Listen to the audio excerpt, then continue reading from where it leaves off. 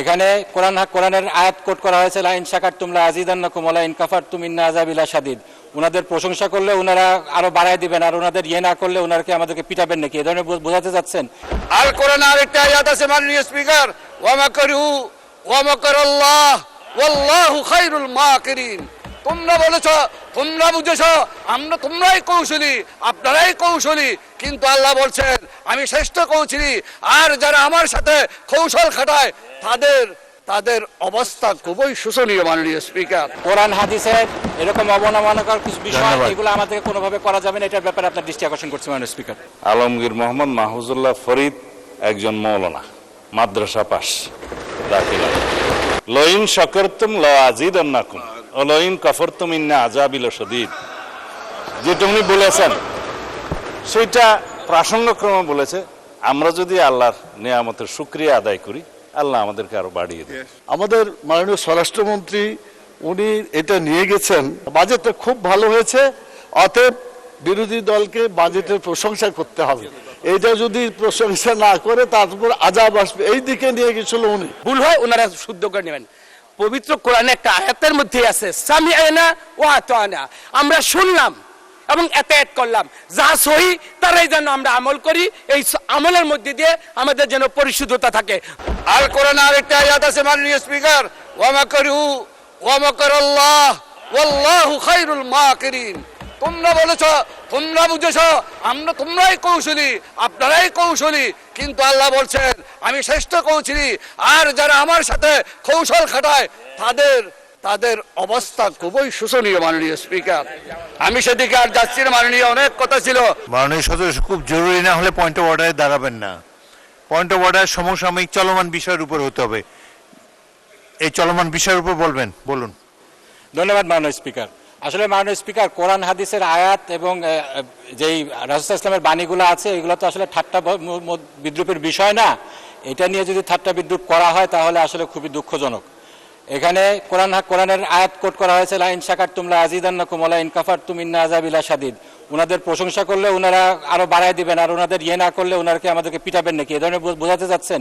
এটা তো আসলে ভুল ব্যাখ্যা হচ্ছে, এটা খুব ভুলভাল বিষয়।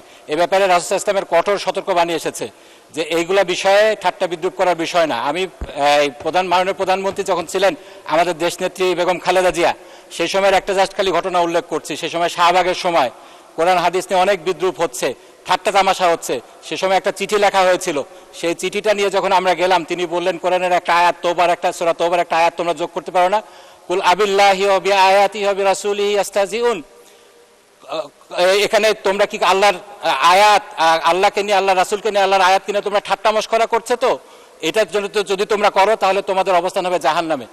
এই জিনিসটা আমাদেরকে খুব সতর্কভাবে নিতে হবে। কোরআন হাদিসের ভুল ব্যাখ্যা, কোরআন হাদিসের এরকম অবমাননাকর কিছু বিষয় এগুলো আমাদেরকে কোনোভাবে করা যাবে না, এটার ব্যাপারে আপনার দৃষ্টি আকর্ষণ করছে মাননীয় স্পিকার।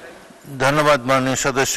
আমার আলমগীর মাহফুজুল্লাহ ফরিদ একজন পুরনো সংসদ সদস্য। আমার মনে হয় না যে কোরআন হাদিস নিয়ে তিনি কোনো ব্যঙ্গাত্মক কমেন্ট করতে পারেন। তারপরেও আমরা পরীক্ষা করে দেখব, যদি কোনো ভুল ধরনের ব্যাখ্যা দেওয়া হয় কোরআন হাদিসের, সেটা এক্সপান্সড হবে। এবং কোরআন হাদিসের ভুল ব্যাখ্যা, বাংলাদেশ একটি মুসলিম প্রধান দেশ, এই দেশে কখনোই গ্রহণযোগ্য হবে না। আমি বিতর্কে যাব না, কিন্তু একটা ভুল মেসেজ যাবে বিরোধী দলের পক্ষ থেকে যখন একটা অভিযোগ আকারে বা যে কোনো আকারে বলা হোক যে আমাদের একজন মাননীয় সংসদ সদস্য কোরআন আর আয়াতের ভুল ব্যাখ্যা দিয়েছে। আমি প্রথমে বলি, আলমগীর মোহাম্মদ মাহফুজুল্লাহ ফরিদ একজন মৌলানা, মাদ্রাসা পাস, দাখিলা, আমার পাশে ছিল।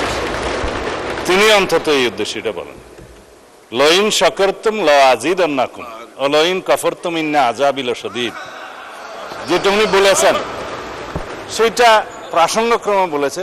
আমরা যদি আল্লাহর নিয়ামতের শুকরিয়া আদায় করি, আল্লাহ আমাদেরকে আরো বাড়িয়ে দেয়। যদি শুকরিয়া আদায় না করি, লইন কাফারতুম ইন্না আযাবি লাশাদীদ, আল্লাহ আযাব বাড়িয়ে দিতে পারেন। এখন এটা পলিটিক্যালি কেন বক্তব্য হবে? এটা দিয়ে কেন পয়েন্ট অফ অর্ডারে বাড়ানো হবে? এটা ঠিক হয় না মাননীয় স্পিকার। তিনি বলেছেন, সৎ উদ্দেশ্যেই বলেছেন, এবং আমরা যেন আল্লাহর শুকর গুজার করি। এইটাকে পলিটিক্যালি আমার মনে হয় মিস ইন্টারপ্রিট করা ঠিক হবে না মাননীয় স্পিকার।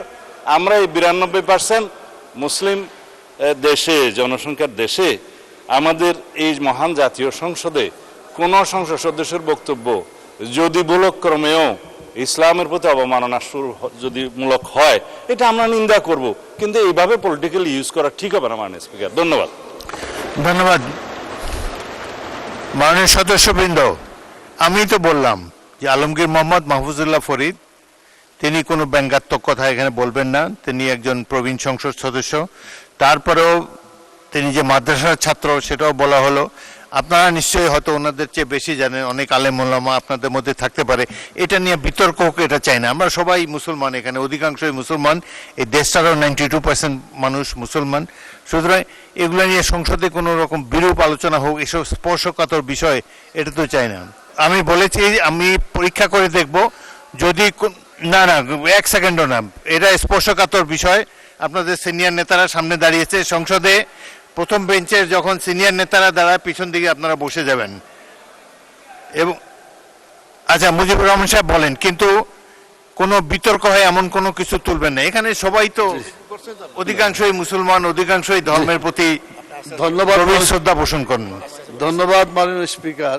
আমাদের মাননীয় স্বরাষ্ট্রমন্ত্রী যেহেতু দাঁড়িয়েছেন এবং তিনি কথা বলেছেন, তার কথাকে যাতে লাইন মতো হয় সেজন্য তিনি নেওয়ার চেষ্টা করেছেন। এই আয়াতটা যে নাজিল হয়েছে, কেন নাজিল হয়েছে? এই আয়াতটা নাজিল হওয়ার প্রেক্ষাপট হচ্ছে আল্লাহ তাআলা তার অগণিত নিয়ামত এই পৃথিবীতে রেখেছেন। তিনি বলেছেন ওয়াইন তাউদ্দু নিয়ামাতাল্লাহ লা তুহসুহা, তোমরা যদি আল্লাহর নিয়ামতকে গুনতে চাও তাহলে গুণা শেষ করতে পারবে না। যারা আল্লাহর এই দুনিয়ায় আল্লাহর নিয়ামত ভোগ করছে, আমি কথা বলছি, এটা আল্লাহ আমাকে একটা নিয়ামত দিয়েছেন, অতএব আমার মুখ দিয়ে আল্লাহর বিরুদ্ধে কোনো কথা আমি বলতে পারি না। আমাকে যে শক্তি আল্লাহ দিয়েছেন, এই শক্তি দিয়ে আল্লাহর বিধিবিধানের পক্ষে আমাকে কথা বলতে হবে। ধন্যবাদ। মানুষ শেষ করি, 1 মিনিট শেষ হবে। আমাদের মাননীয় স্বরাষ্ট্রমন্ত্রী উনি এটা নিয়ে গেছেন মানে দলীয় একটা, এই যে বাজেট বক্তৃতা, বাজেটটা খুব ভালো হয়েছে, অতএব বিরোধী দলকে বাজেটের প্রশংসা করতে হবে। এইটা যদি প্রশংসা না করে তারপর আজাব আসবে, এই দিকে নিয়ে গেছিল উনি। এই কথাটা মোটেও সঠিক না। আমি বলতে চাই যেটা ধন্যবাদ। কথা এটাই হয়েছে মাননীয় স্পিকার। আমার মনে হয় আপনি যদি প্রয়োজন মনে করেন একজন আলিমের কাছে যে বলবেন, কোনো মানুষের অবদানের কথা এখানে বলা হয়নি। ধন্যবাদ। যে